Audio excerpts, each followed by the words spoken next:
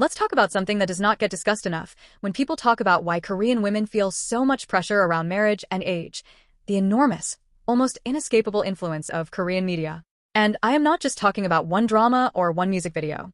I am talking about a pattern, a consistent, decades-long pattern in the way Korean entertainment has portrayed women that has quietly done serious damage to the way an entire generation of women sees themselves.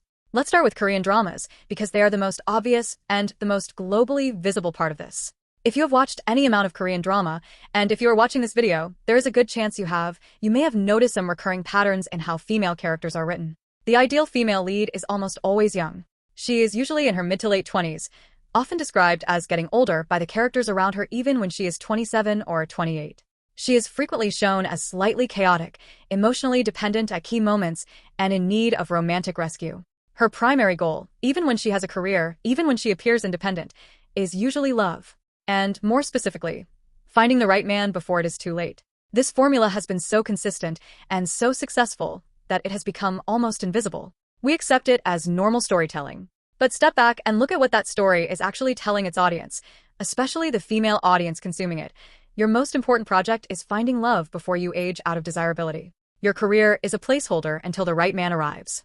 Being loved by a man is what completes you. And if you are past a certain age and still single, that is a problem that needs solving urgently. Now contrast that with how older single women are typically portrayed in Korean dramas. When they appear at all, they tend to fall into one of a few very specific categories. First, the sad career woman who chose work over love and is now quietly lonely, surrounded by success, but missing the thing that really matters. Second, the bitter or overly intense woman who is single because she is too demanding or too focused on herself. Third, the comic relief, the older single friend who gives dating advice she cannot seem to apply to her own life. Notice what is almost never on that list: the older single woman who is genuinely happy, fulfilled, and not defined by her relationship status. That character almost does not exist in traditional Korean drama. And when you do not see a version of yourself on screen that reflects a positive possibility, it becomes much harder to believe that possibility exists in real life. Korean variety shows and talk shows add another layer to this. There is a long tradition in Korean entertainment of hosts and guests commenting openly on female celebrities' age and marriageability in ways that would be considered completely inappropriate in many other countries. Female celebrities in their early 30s are sometimes casually asked on television, "You're getting a little old now, aren't you worried about marriage?" The audience laughs. The celebrity smiles and gives a non-answer. And everyone moves on. But what that exchange communicates, over and over, in front of millions of viewers, is that a woman's age and marital status are fair game for public commentary. That her life choices are a legitimate subject of entertainment. That she exists, partly, for other people's assessment. Advertising in Korea has also played a role. For a long time, beauty advertising in particular was built on a very specific message: youth is the standard, and anything that deviates from youth needs to be corrected. Anti-aging products marketed to women in their late 20s, not their 40s or 50s, their late 20s, created a cultural association between aging and decline that starts absurdly early. The message, absorbed over years of exposure, becomes internal. I need to fight my age.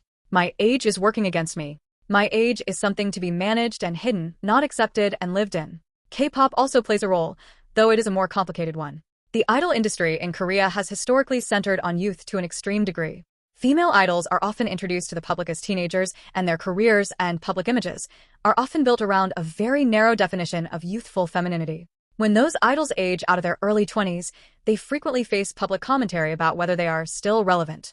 The shelf life assigned to female performers in K-pop mirrors the shelf life assigned to Korean women in general. It is the same logic, just louder and more visible.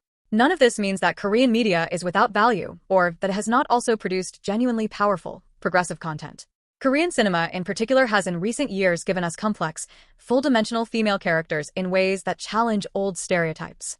And a new generation of Korean creators, many of them women, are actively writing different stories. But the older narratives are still dominant. They are still shaping what millions of people consider normal.